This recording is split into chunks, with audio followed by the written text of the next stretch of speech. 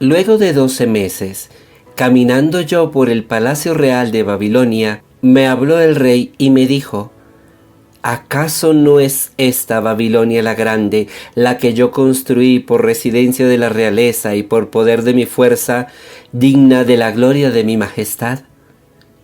Todavía estaban saliendo de la boca del rey esas palabras, cuando una voz de los cielos descendió a mí diciendo: el reino ha pasado de Nabucodonosor, y de la gente será apartado, y con el animal del campo habitará, y de la hierba de los bueyes se alimentará, hasta que pasen 7 tiempos, para que reconozca que soberano es el Altísimo, y que en el reino del hombre él pone a quien él quiere. En aquella hora la palabra se cumplió sobre Nabucodonosor. Fue apartado de la gente, comió hierba como los bueyes, y se empapó su cuerpo del rocío de los cielos, hasta que su cabello y sus uñas crecieron como de gran águila. Pero al final de aquellos días, yo, Nabucodonosor, fijé mis ojos en los cielos, y vino a mí mi razón. Entonces al Altísimo bendije, al que vive eternamente honré, y glorifiqué a aquel cuyo dominio es eterno, y cuyo reino va de generación en generación. Todos los habitantes de la tierra son como nada ante él, y él hace con todo como le place. No hay quien detenga su mano, o quien le pida cuenta de sus obras.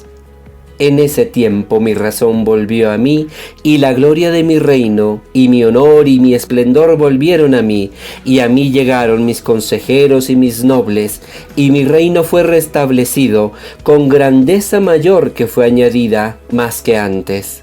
Ahora yo, Nabucodonosor, alabo y ensalzo y glorifico al Rey de los cielos, porque todas sus obras son rectas, y sus caminos son justos, y humilla al que camina en soberbia. Del libro del profeta Daniel, capítulo 4, versículos del 29 al 37. En esta nueva perícopa, en este nuevo fragmento, vamos a encontrar, antes que nada, cierta dificultad textual. Y la encontramos porque, si estuvimos atentos, el fragmento empieza narrándose como en primera persona, como si el profeta Daniel estuviésemos contando lo que le pasó a Nabucodonosor cuando alabó la grandeza de Babilonia. Y de un momento a otro, el texto continúa en primera persona, pero ya no hablando el profeta Daniel, sino hablando Nabucodonosor.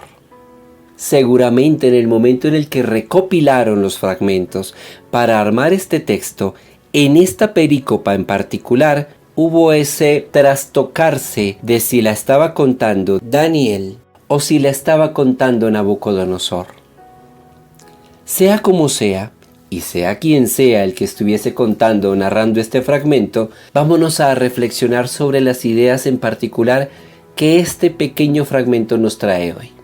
Primero que todo, Nabucodonosor ya había sido aconsejado por el profeta Daniel de volverse a Dios apartándose de su pecado y de volverse a los necesitados en misericordia, alejándose de su maldad y de su dureza. Sin embargo, según el fragmento, pareciera que después de 12 meses se le olvidó y se volvió a enorgullecer su corazón.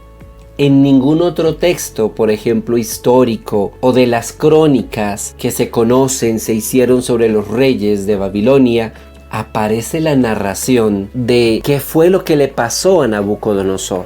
Este es el único fragmento en la Biblia que habla de una posible, tal vez como de locura, como de pérdida de la razón, como que algo sucedió a Nabucodonosor. ¿Qué se conoce fuera de la Biblia? Solamente Avideno, un historiador griego, haciendo unas crónicas de los reyes de Babilonia o de Caldea, habla de que Nabucodonosor fue como poseído por algún espíritu tras un periodo de haber desaparecido. Es el único que menciona que algo le pasó a Nabucodonosor primero. Y curiosamente, los registros de la actividad o de las crónicas de los reyes de Babilonia saltan desde el año 582 a.C. hasta el 575, contando la historia de Nabucodonosor, 7 años de los cuales no se sabe nada.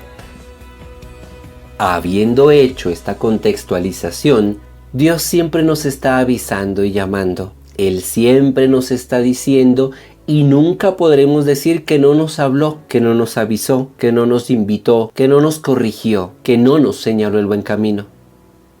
Pero si nosotros en esa divina paciencia de Dios nos apoltronamos y no cambiamos, de una u otra manera Dios se valdrá para o cambias a las buenas o cambias a las malas. Nabucodonosor, después de posiblemente experimentar la grandeza del Dios de los judíos, reconoce que el grande y el poderoso no es Él, sino Dios. Dos invitaciones entonces, queridos hermanos. No alargar los tiempos para convertirnos, hacerlo pronto y cuanto antes. Reconocer que por encima de nuestras grandezas, capacidades, habilidades y portentos, glorias y triunfos, hay uno a quien realmente corresponde todo el honor, toda la gloria, toda la alabanza y toda la adoración. Y es Dios. Nosotros simplemente somos en sus manos como vasijas de barro. Que el gloriosísimo nombre de Cristo sea pronunciado por sobre todos nosotros. Amén.